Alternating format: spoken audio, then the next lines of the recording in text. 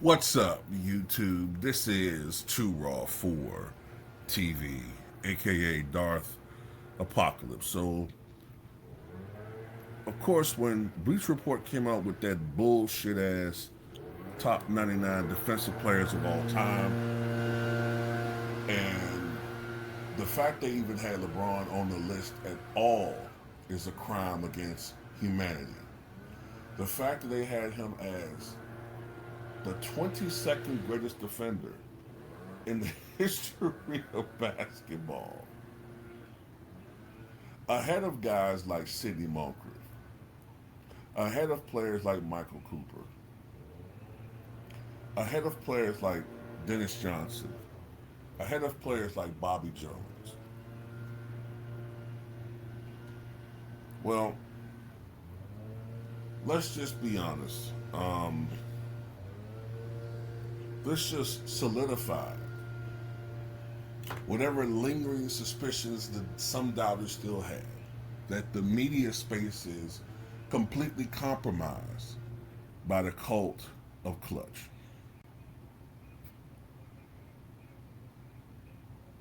One voice that echoed in the silence of opposition to this bullshit was Tony Allen. Tony Allen, of course, played in the NBA and was known for his defensive prowess. And he spoke out about how, LeBron just wasn't noted for being a great individual one-on-one defender. Now, don't get me wrong. I'm not saying he was Steve Nash on defense, but as far as being an all-time great defender, no, he doesn't belong on that list, and it's a travesty.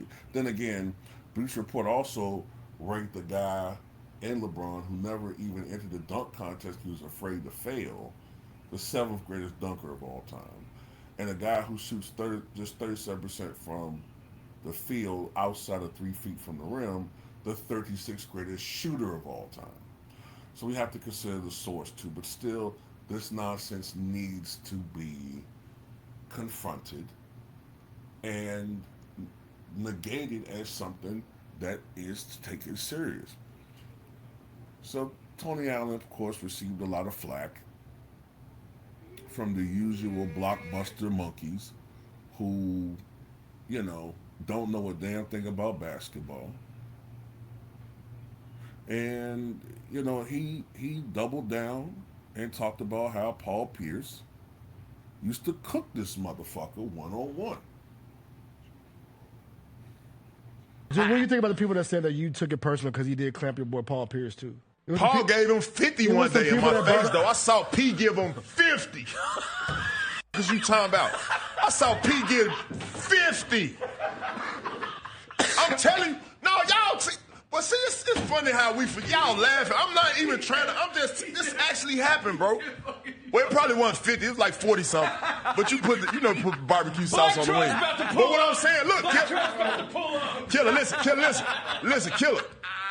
Y'all not listening. Hey, we would play the clips, but it's been scrubbed off the internet. Listen, I literally saw LeBron them and the Cleveland Cavaliers at the time. I think they had Antoine Jameson. I dunked on Jameson that day too in that series. But they had Delonte. Well, they had a team, and he left. He took his jersey off and left.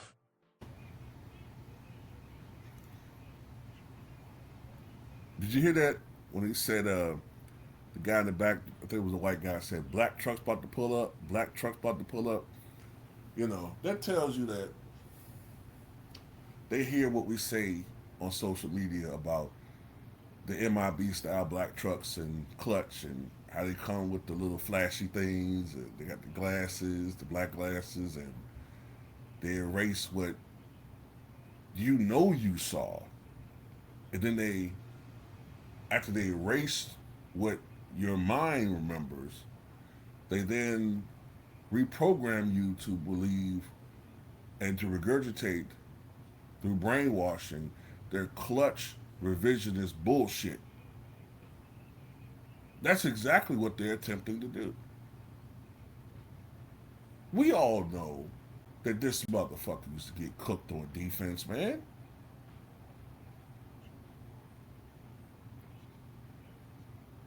Look, Paul Pierce, remember, he played, this was really more or less the dead ball era, right? And he's not wrong. Paul Pierce dropped 50 on this dude. February 15th, 2006, against Cleveland. 50. 50. Now, mind you, that's when 50 was 50. It was 50. Then, his LeBron's second year in the league, Paul Pierce dropped 41 on him. Multiple 30-point games. 30.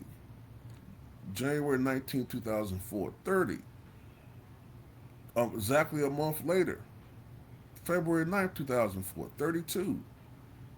December 18, 2004. 34.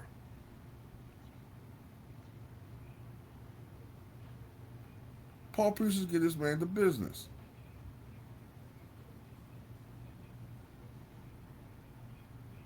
Game 7 of the 2008 Eastern Conference semifinals.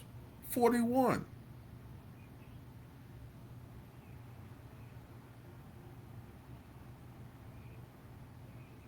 Paul Pierce had a lot, not just great individual scoring performances.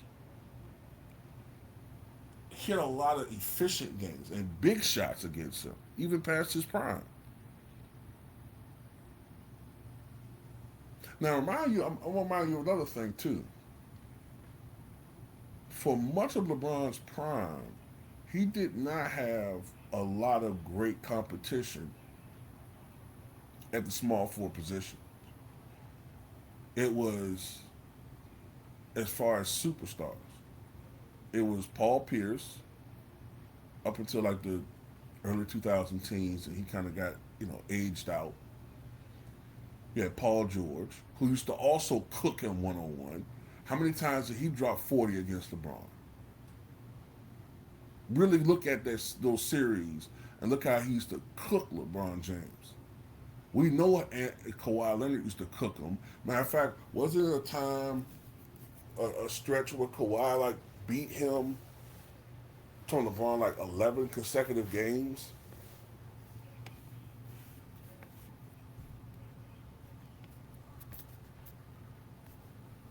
Now, Larry Bird went up against the greatest era of small forwards in the history of the game. Larry Bird was playing in an era where you had him, of course, but his competition was Dr. J, Alex English, Adrian Dantley, James Worthy, Dominique Wilkins,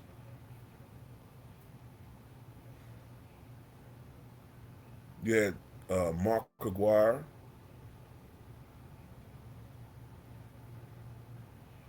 Bernard King,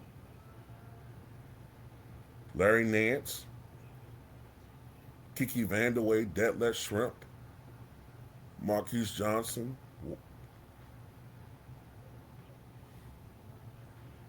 Paul Pressey, Robert Reed, Kelly Tripucka. I mean, it was a bunch of dudes, man. And let me ask you guys a question. How many times do you guys remember anybody dropping 50 on Mike?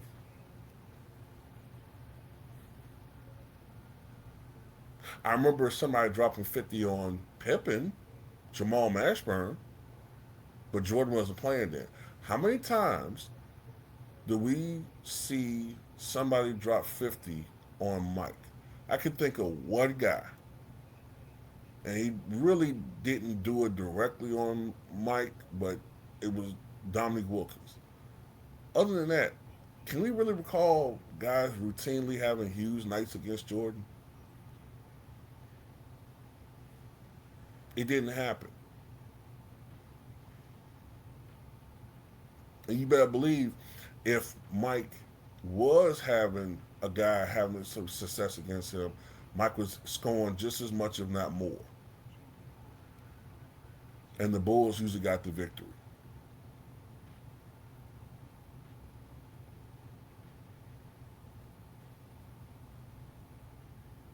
Everybody know this is bull, man. This guy don't even play defense no more, bro. This guy literally just sags off defensively, leaving his team at a disadvantage so he can get fast break play. He don't have, supposedly he don't have any energy to play defense, but he can reserve his energy reservoirs to go as full throttle as possible for a fast break dunk, though.